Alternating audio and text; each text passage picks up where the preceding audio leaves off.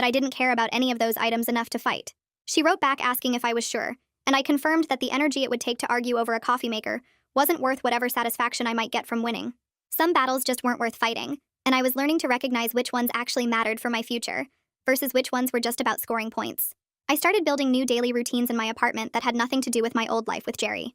Morning walks became non-negotiable, a way to start each day with movement and fresh air before work stress kicked in.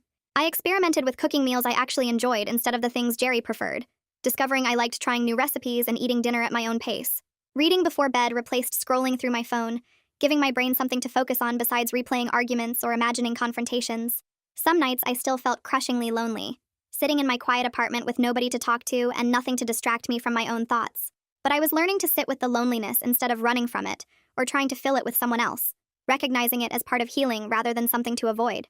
Janelle had taught me that discomfort didn't mean I was doing something wrong. Sometimes it just meant I was doing something hard and necessary. 3 weeks into my new routines, my car started making a weird grinding noise that got worse every time I drove. I took it to a mechanic who gave me the bad news that I needed brake work and a transmission service, repairs that would cost almost $800. The bill strained my carefully planned budget and meant I'd have to cut back on discretionary spending for the next month, maybe skip the gym membership renewal, or eat more meals at home.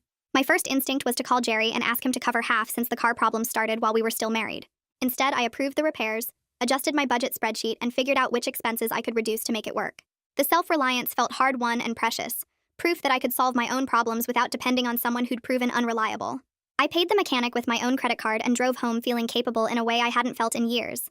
Late one night when I couldn't sleep, I opened my laptop and started writing a long email to Jerry.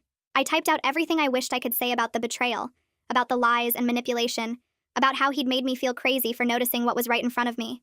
The words poured out for almost an hour, pages of hurt and anger and disappointment that I'd been holding back through all the legal proceedings and mediation sessions. When I finished, I read through the whole thing 3 times, editing and adding details, making sure every point was clear. Then I closed the draft without sending it and went back to bed, leaving it sitting in my email folder. The next day in therapy, I told Janelle about writing the email, and she helped me understand that I'd been writing it for my own closure, not because Jerry deserved to hear it, or would even understand what I was trying to say. She pointed out that sending it would just give him another opportunity to deflect, gaslight, or turn my pain into something about him. The email had served its purpose by helping me organize my thoughts and feelings, and deleting it without sending was actually the stronger choice. I went home that afternoon and moved the draft to my trash folder, then emptied the trash so I couldn't change my mind later. 3 weeks later, the thick envelope arrived from the court with the official divorce decree inside.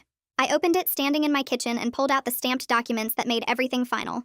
The legal language felt cold and formal, reducing 7 years of marriage to property division and support terms. But seeing my signature next to Jerry's on the last page made my hands shake. I sat down at my small dining table and spread the papers out in front of me, reading through each section slowly, even though I'd reviewed the settlement terms a dozen times already. Relief washed over me first, knowing I could finally stop waiting for the next legal hurdle or Jerry's next manipulation attempt. Then grief hit harder than I expected, not for Jerry himself, but for the life I thought we were building and the person I used to be before Hawaii. I sat there for almost an hour just holding the papers, feeling the strange mix of emotions without trying to push any of them away. When I finally filed the documents in my desk drawer, I felt something close to pride that I'd made it through to the other side without compromising my boundaries or letting Jerry gaslight me into thinking I was overreacting. That weekend, I spent Saturday afternoon organizing my digital files and archiving every photo, screenshot, and receipt related to the divorce into a password-protected folder on an external hard drive. I labeled it clearly so I could find it if needed for taxes or legal purposes, then moved the whole drive to the back of my closet where I wouldn't see it every day. The workplace gossip group chat still had new messages every few days with people discussing Jerry and Sasha like they were characters in a soap opera, analyzing every detail and adding their own speculation about what really happened. I scrolled through the latest round of messages and felt nothing, but exhaustion at seeing my pain turned into entertainment for people who barely knew me. I clicked the leave group button without announcing my departure or explaining my decision to anyone. On Monday morning at my own job, I asked my manager if we could talk privately about taking on more responsibility. She closed her office door and listened while I explained that I wanted a challenging assignment that would help me focus on my career and prove my capabilities beyond what I'd been doing. I didn't mention the divorce directly, but she'd heard enough through the office to understand what I was really asking for. She pulled up her project list and offered me a high-visibility client presentation that would require research, strategy development, and direct executive contact. The assignment scared me a little, but I accepted immediately, feeling capable and valued in a way I hadn't felt in months. Walking back to my desk with the project details, I realized how much I'd let my identity shrink down to being Jerry's wife, and then Jerry's victim, and how good it felt to be recognized for my actual professional skills. 2 days later, a handwritten note arrived at my office in a plain envelope with no return address. I opened it carefully and recognized Ronan's signature at the bottom, before reading the brief message acknowledging that my complaint had led to meaningful changes in company policy around expense reporting and workplace relationship disclosure. He explained that company rules prevented him from publicly crediting me or sharing investigation details, but he wanted me to know that other employees would benefit from the stronger protections now in place. I read the note twice and tucked it into my desk drawer, appreciating the private validation even though nobody else would ever know my role in improving those policies. Knowing I'd made a difference beyond my personal situation felt more satisfying than any public vindication could have been.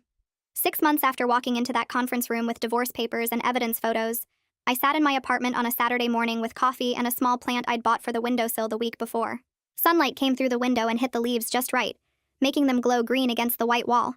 I felt something close to peace sitting there in my own space, surrounded by furniture I'd chosen, and a life I was building entirely on my own terms. The divorce hadn't given me perfect justice or total vindication, and Jerry's career had taken a hit, but not collapsed entirely the way part of me had wanted.